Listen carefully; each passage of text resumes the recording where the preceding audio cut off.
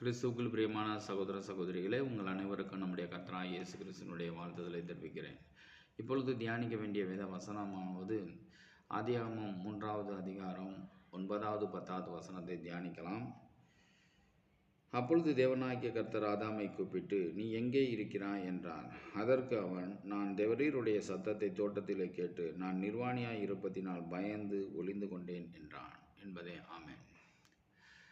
இந்த ஆதாமானவனுக்கு தேவன் ஏதேன் தோட்டத்தை கொடுத்து ஏதேன் தோட்டத்தில் எல்லா கனிகளையும் புசிக்கும்படியான ஒரு ஆசீர்வாதத்தை கொடுத்தார். ஆனால் ஒரு கனியை மாத்திரம், நன்மை தீமை அறியத்தக்கதான கனியை மாத்திரம் புசிக்கக்கூடாது என்ற ஒரு கட்டளையை கொடுத்திருந்தார். ஆனால் அவனோ சர்ப்பத்தின் பேச்சை கேட்டு, தன்னுடைய ஏவாள் என்கின்ற மனைவியின் பேச்சை கேட்டு அவன் தேவனுக்கு விரோதமான பாவத்தை அவன் செய்திருந்திருப்பான். அதாவது அந்த கனியை புசித்திருந்திருப்பார்கள் இருவரும். அது நிமித்தமாக அவர்கள் பாவிகளாய் மாற்றப்பட்டதினால நிர்வாணிகளாக காணப்பட்டிருப்பார்கள். அதற்கு முன்பு அவர்களுக்கு பலவிதமான ஆசீர்வாதங்கள் தேவன் கொடுத்திருந்திருக்கிறார். இப்போ பரிசுத்தத்தின் ஒரு அடையாளமாக ஆரம்ப நாட்களிலே ஆதாம் ஏவாள் இருவரும் காணப்பட்டிருந்தார்கள். எப்பொழுது அவர்கள் அந்த கனியை புசித்தார்களோ அந்த பரிசுத்தத்தை அவர்கள் இழந்தவர்களாக காணப்படுகிறார்கள். அதாவது நித்திய ஜீவனை இழந்தவர்களாக காணப்படுகிறார்கள். இன்னும் பல ஆசீர்வாதங்களை இழந்தவர்களாக காணப்படுகிறார்கள். அது நிமித்தமாக அவர்கள் தேவன் வருகின்ற வேளைகளில் தேவன் தன்னை கண்டு அவர் கோபப்படுவார் என்ற ஒரு நிமித்தமாக தேவனுக்கு பயந்து அவர்கள் மறைந்து கொண்டு இருப்பார்கள். அப்பொழுது தேவனானவர் ஆதாமை கூப்பிட்டு, நீ எங்கே இருக்கிறாய் என்று சொல்கிறார். இந்த எங்கே இருக்கிறாய் என்பது தேவனுக்கு தெரியாதா? தேவனுக்கு கண்டிப்பாக தெரியும் அவன் எங்கே இருக்கிறான் என்று. ஆனால் அவனுடைய நிலை என்ன என்பதை அவன் உணர்ந்து கொள்ளும்படியாக நீ எங்கே இருக்கிறாய் என்று கேட்கிறார். இப்போ பொதுவாகவே உதாரணமாக நம்ம பிள்ளைங்களை கூட ஒரு 6 மணிக்கு படிக்க வேண்டிய சூழ்நிலைகளில் நம்ம அவங்களுக்கு ரூல் பண்ணி வச்சுருந்தோம்னாக்கா, அவங்க படிக்காமல் அந்த டைமில் தான் மொபைலை வச்சுட்டு விளையாண்டுட்டு இருக்கிறதோ, டிவியை பார்த்துட்ருக்கிறதோ, இல்லை அரட்டை அடிக்கிற ஒரு காரியத்தில் இருந்தாக்கா, அப்போ பெற்றோர்கள் அந்த வேலைகளை நீ என்ன பண்ணிகிட்ருக்கிற அப்படின்னு கேட்பாங்க. இப்போ என்ன பண்ணிகிட்ருக்குறங்கிற கேள்வியினுடைய அர்த்தம் என்ன? படிக்காமல் என்ன பண்ணுற அப்படிங்கிற ஒரு கேள்விகள் மறைமுகமாக செயல்படுது. அதுபோல தான் நீ எங்கே இருக்கிற அப்படிங்கிறது, இதுக்கு முன்பு நீ பரிசுத்தமாக இருந்த, ஆனால் இப்போ நீ எந்த இடத்துல இருக்கிறங்கிறத நீ யோசி என்பதற்காக தேவன் இந்த இடத்துல நீ எங்கே இருக்கிறாய் என்று சொல்கிறார். ஆனால் அதை எல்லா பிள்ளைகளாலும் உணர்ந்து கொள்வது கிடையாது. இப்போ ஆதாம் கூட நான் பாவத்தில் இருக்கிறேங்கிறத உணரலை, அவன் தான் நிர்வாணியாக இருக்கிறேங்கிறத உணர்றான். ஆனால் உண்மையாகவே இது பாவத்தினால் வந்த ஒரு நிர்வாணம் என்பதை அவன் பூரணமாக புரிந்து கொள்ளலை. ஆனால் தேவன் அதை தான் எதிர்பார்க்கிறார். இன்றைக்கு நம்மளுடைய வாழ்க்கையில் கூட பல கஷ்டங்கள் மத்தியில் நம்ம இருக்கிறோம்னா அதனுடைய அடிப்படையே நாம் செய்கிற சில பாவத்தின் நிமித்தமாக வருகின்ற பிரச்சனைகள் தான்.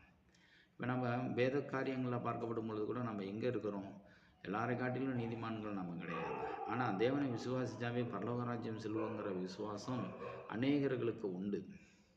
ஆனால் நம்ம பரிசுத்தத்துக்கு எதுவான காரியங்களில் எவ்வளோ பர்சன்டேஜில் இருக்கிறோங்கிறது நம்ம தெரிஞ்சுக்கிறது இல்லை. எங்கே இருக்கிறோம் அப்படிங்கிறது புரியறதில்லை. அனுதினமும் பைபிள் படிக்கிறோமா, அனுதினமும் வேதத்தை வாசிக்கிறோமா, அனுதினமும் தேவனுக்கு பிரியமான காரியத்தை செய்கிறோமா, அதில் நம்ம எங்கே இருக்கிறோம் அப்படிங்கிறத நம்ம புரிஞ்சுக்கிறது கிடையாது. இது ஒரு ஆவிக்குரிய விஷயத்தில் நம்ம அனுதினமும் நம்ம எங்கே இருக்கிறோம், எந்த அளவில் நம்ம பரிசுத்தத்தில் இருக்கிறோம் அப்படிங்கிறத நம்ம புரிந்தால் நிச்சயமாக பரலோக ராஜ்யம் செல்வதற்கு அது ஈஸியாக இருக்கும்.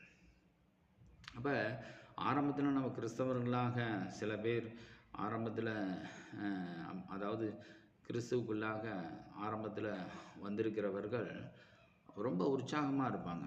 ஆனால் போக போக பார்த்திங்கன்னா அந்த விசுவாசம் குறைந்து பின்வாங்கி போனவங்களாம் உண்டு. உலக இச்சைகளுக்காக, உலக பொருளுக்காகவே மாத்திரமே அவர்கள் எதிர்பார்த்து தேவனை ஆராதிக்கிறதா இருக்கட்டும், துதிக்கிறதா இருக்கட்டும், நம்புறதா இருக்கட்டும், ஆண்டவர் இடத்துல நம்ம ஜெபிச்சா நமக்கு இந்த காரியத்தை செய்வார், ஆலயத்துக்கு வந்தால் இந்த காரியத்தை செய்வார் என்று உலக பிரகாரமான காரியத்தை மாத்திரமே யோசிக்கிற எத்தனையோ கிறிஸ்தவர்கள் இருக்கிறாங்க. ஆரம்பத்தில் கடவுளை ஏற்றுக்கொண்டால் நித்திய ஜீவன் என்று அவர்கள் உணர்ந்திருப்பாங்க. ஆனால் போக போக பார்த்திங்கன்னா உலக பிரகாரமான ஐஸ்வர்யத்துக்காகவே தேவனை தேடுகிறவர்களாக இருந்திருப்பாங்க. இதை தான் கலாத்தியர் 3வது அதிகாரத்தில் 3வது வசனம் சொல்லப்படுகிறது. கலாத்தியர் 3வது அதிகாரம் 3வது வசனம் படிக்கிறேன், கேளுங்க.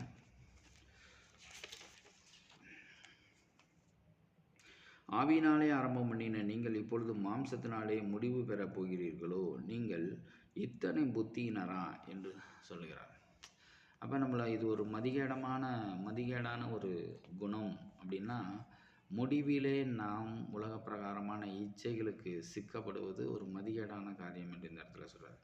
எனவே ஆரம்பத்தில் நம்ம இருக்கிற ரேஞ்சை நம்ம முடிவு பரியந்தமும் ஆவிக்குரிய ரேஞ்சை இம்ப்ரூவ்மெண்ட்டு காண்பிக்கிற குணம் இருக்குமானால் நிச்சயமாக நித்திய ஜீவனை அடைவோம்.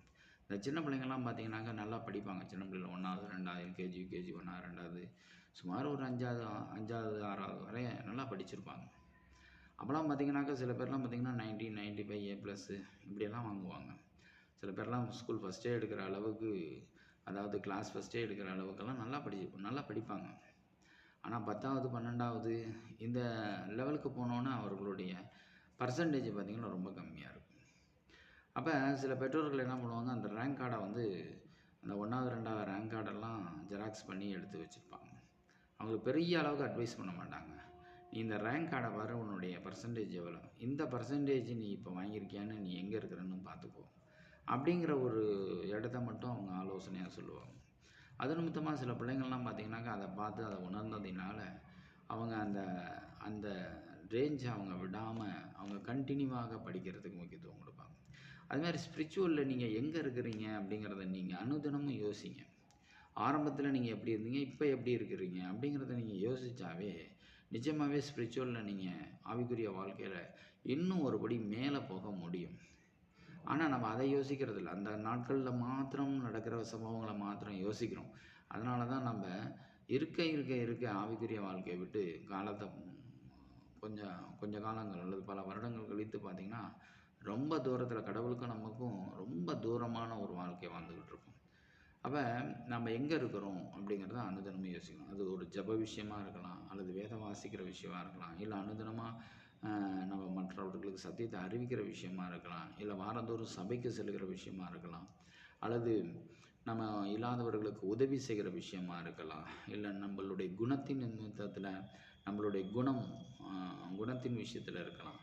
ஒவ்வொரு விஷயத்துலையும் நம்ம எங்கே இருக்கிறோம், எவ்வளோ பர்சன்டேஜ் கடவுளுக்கு நெருக்கத்தில் இருக்கிறோம் அப்படிங்கிறத நம்ம அனுதினமும் யோசித்தாவே நிச்சயமாகவே ஆவிக்குரிய வாழ்க்கையில் நல்ல ஒரு முன்னேற்றங்களை அடைய முடியும். இதை தான் எபேசியரில் 3வது அதிகாரம் 14வது வசனத்தில் சொல்கிறார். எபேசியர் 3வது அதிகாரம் 14வது வசனம்.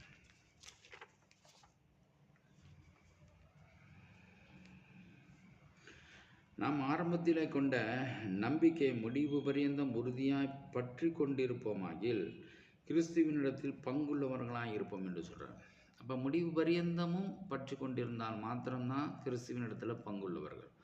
ஆரம்பத்தில் நான் இயேசுவை நம்பினேன், இன்றைக்கி நான் பாவியாக இருக்கிறேன், நான் கடவுள் சர்ச்சைக்கே போகிறதில்ல, என்னுடைய ஜென்ம சுபாவத்திலே இருக்கிறேன் அப்படிங்கிற ஒரு நிலைகளில் நம்ம இருப்போமானால் நித்திய ஜீவனை அடைய முடியாது.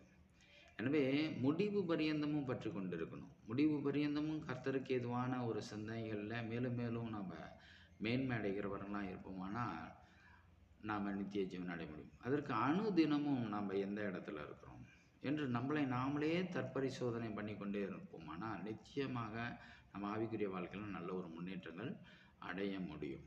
எனவே அந்த நாட்களில் ஆதாமுக்கு நீ எங்கே இருக்கிறான் என்று கேட்டதனுடைய நோக்கம், அவன் பரிசுத்தத்தில் இருந்தான், அப்பொழுது பாவியாக இருக்கிறான். இப்பொழுது நான் உங்களுக்கு என்ன சொல்கிறேன் அப்படின்னா, ஆரம்பத்தில் நீங்கள் பரிசுத்தத்தில் இருந்த நீங்கள் இப்பொழுது ஏன் பாவியாக இருக்கணும் என்பதை நீங்கள் உணர்ந்து மேலும் மேலுமாக பரிசுத்தத்தில் மெருகேற்றப்பட்டவர்களாக நல்ல ஒரு முன்னேற்றம் காண்கிறவர்களாக இருப்போமானால் நிச்சயமாக நித்திய ஜீவனை அடைய முடியும். தேவன் தாமே ஆசீர்வதிப்பார். God bless you.